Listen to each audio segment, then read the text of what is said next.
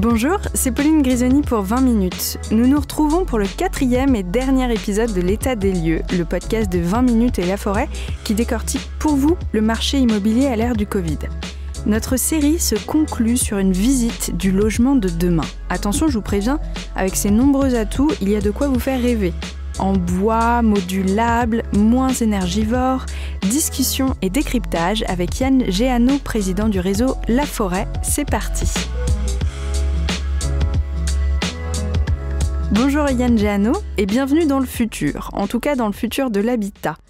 La réflexion écologique porte sur tous les domaines du quotidien. Les Français semblent être de plus en plus en recherche d'un lieu de vie écologique. Est-ce que vous remarquez cette transition ? Oui, je suis déjà content d'être dans le futur. Cette transition, on la voit au quotidien, on la voit notamment dans la rénovation, où les Français font de la rénovation écologique une ambition très forte. D'une part, pour ne pas subir les augmentations des fournisseurs d'énergie. D'autre part, pour avoir des logements moins énergivores, à énergie positive, mieux isolés, dans lesquels on n'a pas froid l'hiver et extrêmement chaud l'été. Donc c'est quelque chose qui se ressent. Et l'étiquette énergétique est également étudiée avec attention par les acquéreurs depuis quelques années. Alors justement, quelle est la tendance côté matériaux ? Du bois, des matériaux biosourcés, etc., etc. On parle beaucoup de bois, on parle beaucoup de matériaux recyclés en effet. Maintenant, ça vient se télescoper avec les réalités du marché. Trouver un logement en bois en plein centre d'une grande métropole, c'est pas toujours facile. C'est quelque chose qu'on trouve beaucoup sur les projets de construction, de logements, de maisons individuelles par exemple. On a vu les poêles arriver fortement. On a vu de nouvelles sources d'énergie. On voit le solaire également qui pointe. Et c'est vrai qu'aujourd'hui, on a un catalogue assez vaste finalement en construction et en rénovation de logements. On parle beaucoup d'écologie, de bois, de matériaux recyclés. Mais alors justement, la maison qu'on nous avait promis il y a quelques années, ultra connectée, avec de la technologie de tous les côtés, est-ce qu'on va réellement assister à une transition vers ce type de maison ou alors est-ce que c'est plus du tout d'actualité ? Là où le digital vient compléter finalement le rôle de l'homme et l'humain dans nos entreprises, bien finalement la technologie vient compléter la rénovation énergétique et de pouvoir gérer les heures de chauffage à distance avec des outils domotiques, de pouvoir baisser ses stores ou qu'ils se baissent automatiquement lorsqu'il y a trop de soleil dehors ou à contrario de les ouvrir à l'automne ou en hiver pour capter un peu de soleil. Ce sont des compléments qui vont permettre d'avoir un logement plus écologique, plus autosuffisant et qui profitera des ressources de notre planète. Donc non, je ne crois pas que ce soit un projet qui a été mis de côté. Il est juste maintenant recalibré pour accompagner cette transition écologique. Lorsque l'on réfléchit à construire son chez-soi, on souhaite un habitat qui respecte l'environnement, bien sûr, mais qui n'oublie pas aussi d'être moins gourmand en énergie. Quelles sont selon vous les solutions pour réduire son empreinte et sa facture ? Alors, pour 4 Français sur 10, on l'a vu dans le cadre d'une étude diligentée par La Forêt, l'impact environnemental est un critère en effet essentiel dans le cadre de la rénovation d'un logement. Et les Français, aujourd'hui, recherchent des solutions pour faire des économies, alors qui passent par l'isolation du logement. C'est un poste essentiel, donc on pense aux portes, on pense aux fenêtres, on pense aussi à l'isolation des façades. Par exemple, chercher d'autres sources d'énergie, le solaire, et on le voit fleurir partout dans nos villes. On voit des panneaux solaires s'installer très régulièrement sur les toitures des logements individuels, et c'est parfois un peu plus compliqué sur les logements en copropriété, parce que là, il faut l'accord de tout le monde pour faire une rénovation, notamment énergétique, pour installer, pourquoi pas, des panneaux solaires. Mais on a des pistes que les Français connaissent bien aujourd'hui. Si la pandémie nous a appris une chose, c'est de faire preuve de créativité à défaut de gagner en espace. On travaille dans sa cuisine, on fait l'école dans sa chambre, la liste est longue et non exhaustive.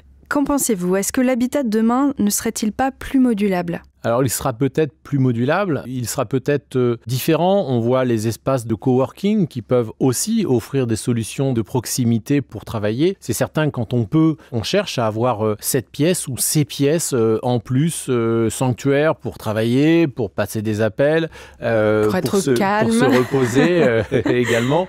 La modularité, c'est une ambition qui n'est pas toujours facile à mettre en œuvre. Les solutions peuvent coûter également extrêmement cher, mais c'est vrai qu'on a une recherche de solutions alternatives aujourd'hui, plus dans l'organisation de sa vie d'ailleurs que dans son logement. On l'a bien vu cette année, le confinement nous a fait réaliser la nécessité du lien social. La preuve, nombreux sont les Français à avoir enfin réellement discuté avec leurs voisins de palier. Le lieu de vie de demain proposera-t-il plus d'espaces communs ? C'est une ambition dont on parle depuis longtemps. On peut parler de cet exercice qui est la fête des voisins, par exemple, ne serait-ce que de se retrouver avec celles et ceux qui habitent son quartier, qui habitent le même immeuble.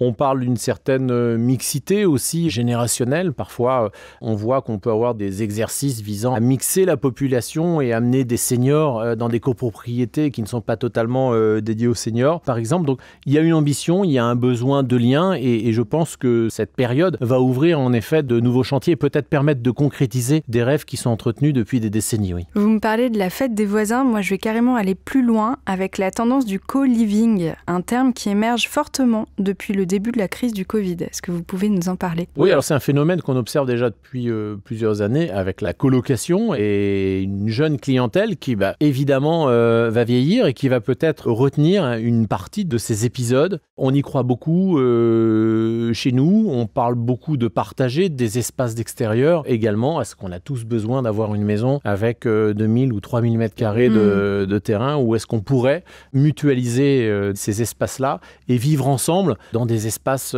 partagés, mais ça pose des cadres juridiques, ça pose des règles de fonctionnement différentes qu'il va falloir imaginer, mais qui sont pleinement d'actualité, je crois.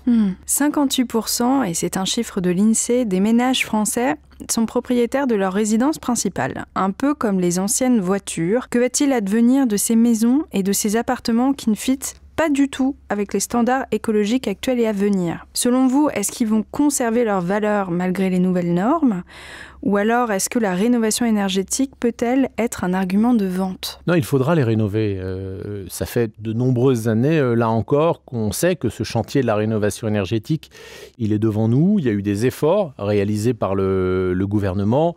Le dispositif MaPrimeRénov', par exemple, qui fonctionne extrêmement bien. Je crois qu'il faut encore aller plus loin.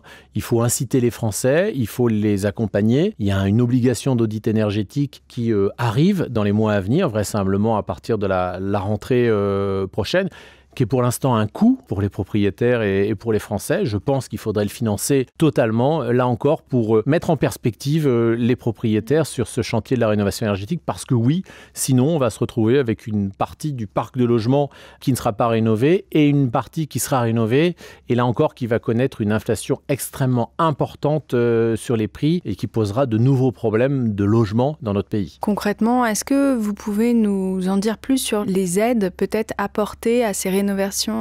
Aujourd'hui, on a le dispositif le plus couru, c'est MaPrimeRénov', avec un simulateur en ligne très simple, un dispositif qui est accessible à tous, sans condition de revenus, c'est le principal. Et puis ensuite, on a une multitude d'aides locales, régionales, métropolitaines, parfois communales. Donc là encore, on a une information qui est facilement accessible et les Français se sont emparés du sujet en cette année assez massivement. Dites-moi, et si le logement de demain, c'était aussi trouver une place pour tout le monde ?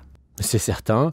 Le logement de demain, c'est un logement vert, en tout cas avec une consommation énergétique plus faible, mesurée, avec une maîtrise également des émissions de gaz à effet de serre. Et puis, c'est également un aménagement du territoire revu. La problématique du logement en France, c'est l'hypercentralisation.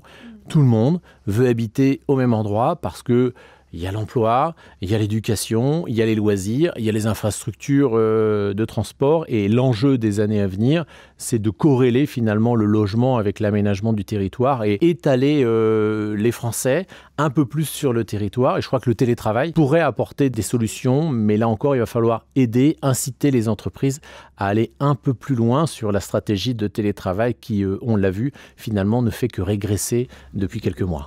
To be continued. Donc, absolument. La communauté de 20 minutes a des questions sur l'immobilier. Patricia, par exemple, qui s'interroge sur l'effondrement hypothétique de l'immobilier d'ici 5 ans. Alors, est-ce que c'est une info ou est-ce que c'est une intox ? L'immobilier, c'est quelque chose de trop sérieux pour se prêter à des pronostics comme aux courses hippiques. Donc, je suis incapable de vous dire où sera l'immobilier dans 5 ans. On ne sait pas comment on va sortir de l'épisode qu'on vient de traverser. On ne sait pas comment l'économie va résister une fois qu'on aura retiré les béquilles. Et je crois surtout que le logement, ce n'est pas la bourse. Un projet immobilier correspond à un projet de vie. On est diplômé, on quitte le cocon familial, on va prendre sa première location, on a un CDI, on est confirmé, on va faire une première acquisition, et puis on se met en couple, et puis on a des enfants, il faut une pièce en plus, il en faut 2 en plus, et puis on va faire un investissement locatif, pourquoi pas une résidence secondaire, et puis tous les enfants vont quitter la maison, et ensuite il va falloir revenir en centre-ville, dans un appartement plus petit, on peut se séparer, les familles vont se recomposer, donc le projet immobilier est extrêmement lié aux événements de la vie, c'est difficile de projeter quelque chose à 3 ans, à 4 ans, à 5 ans ou plus. Ça se vit sur un instant présent. Donc pas de boule de cristal. Absolument pas, j'en ai plus. Merci beaucoup Yann Géano. Merci à vous. Merci à Yann Géano d'avoir apporté son éclairage sur l'immobilier à l'ère du Covid. Rendez-vous sur laforêt.com/contact avec un S si vous avez d'autres questions ou un projet immobilier en tête. Les conseillers Laforêt se feront un plaisir de vous accompagner.